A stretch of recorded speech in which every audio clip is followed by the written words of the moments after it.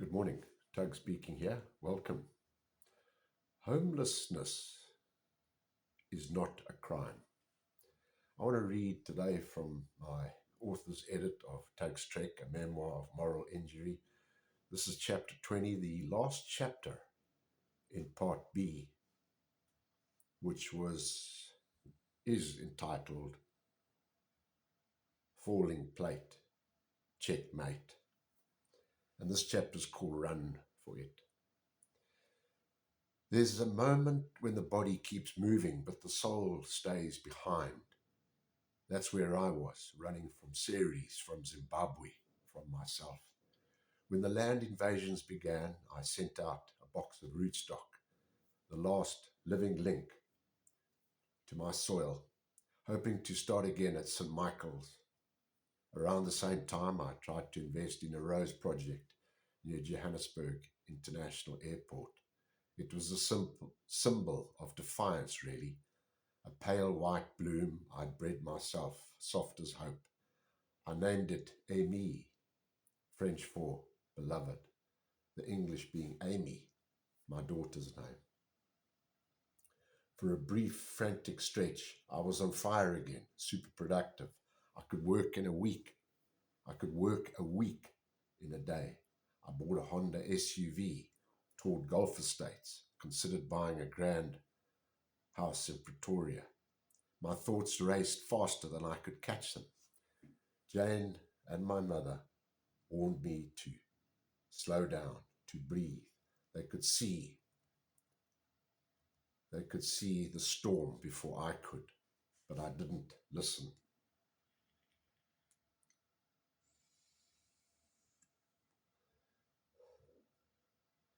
I'd gone from the ashes of Ceres to champagne plans on credit, Chardonnay mornings, sleepless nights, mind running red hot. I told myself I was rebuilding, but I was spinning. I was hypomania, full-blown and merciless. The psychiatrist would call it later. I called it survival.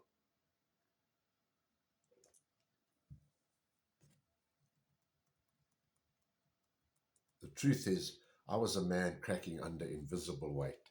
7 years of battering storms, Rich's operation, Amy's seizures, Lauren's silent world, Rex's death, the loss of Ceres, and the humiliation of being stripped bare by the politics of thuggery. The banks wanted blood. I had none left to give. The worst part wasn't the financial ruin. It was the spiritual unraveling. Watching Lauren suffer and being told she was perfectly normal made me want to scream. Tell the bloody truth, I'd roar in my head, fists clench, tears burning. I was losing my grip.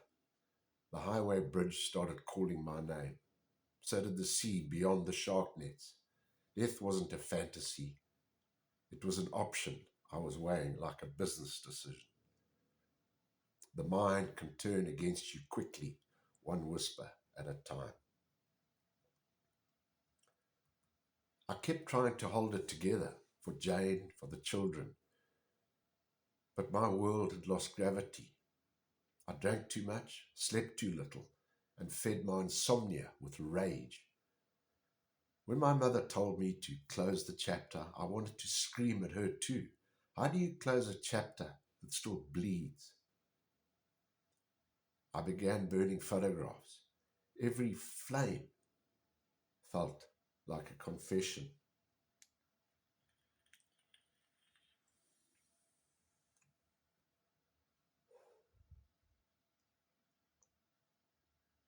Then one day at the beach, fate intervened in a curious disguise. The owner of a strip club I used to frequent in Johannesburg. He invested in a luxury complex near St. Mike's and spotted me wandering. We caught up, shared a bottle, and watched the Green Mile in his apartment. He saw through my manic charm, pulled me aside and said quietly, "Tug, you need to see a doctor." He was right. I was delusional, talking to Mandela, Mugabe, and Michael Jackson as if they were waiting for me in heaven. I told Jane she should marry Sting, a proper rock star, because I was finished. I failed as a husband, a farmer, a man. I even planned to grow a beard, dye it black, and return to Zimbabwe to burn the whole place to the ground. That was the moment Jane stepped in.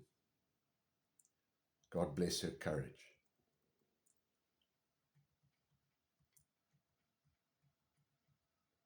She drove me to a psychiatric hospital in Durban.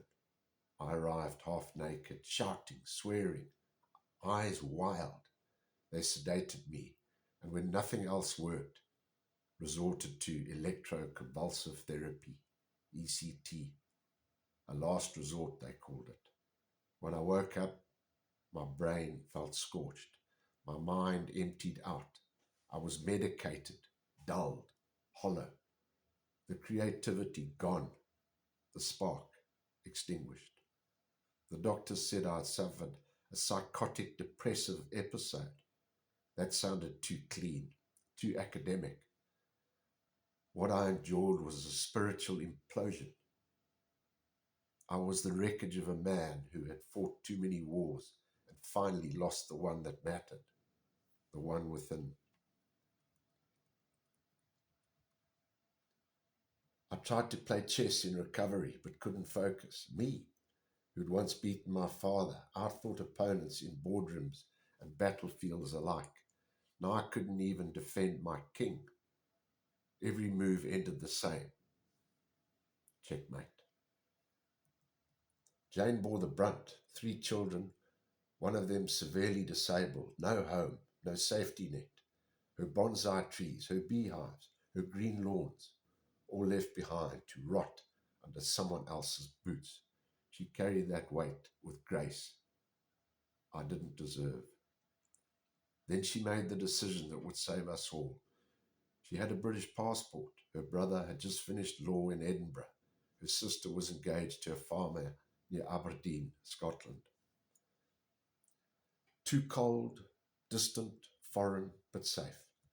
Jane started the process, visas, paperwork, logistics. I was too sedated to argue. We scraped together what funds were left, unpaid export accounts, bits of savings, scraps of what had been a fortune. It wasn't much, but it would get us out. We'd leave the debts behind, let Mugabe's regime argue over the ashes. The chapter wasn't closed, but the page was turning. As I reflect on dreams, that chapter was about the sound of a man breaking and beginning again. Resilience is not roaring back to life, it's crawling through the wreckage and still choosing to move. Through meditation and sleep, I began to quiet the storm. The lesson, sometimes run for it, isn't cowardice, it's courage. It's knowing when the fight has shifted from the battlefield to the soul. See you soon to follow Tug's Trek. Thanks for watching.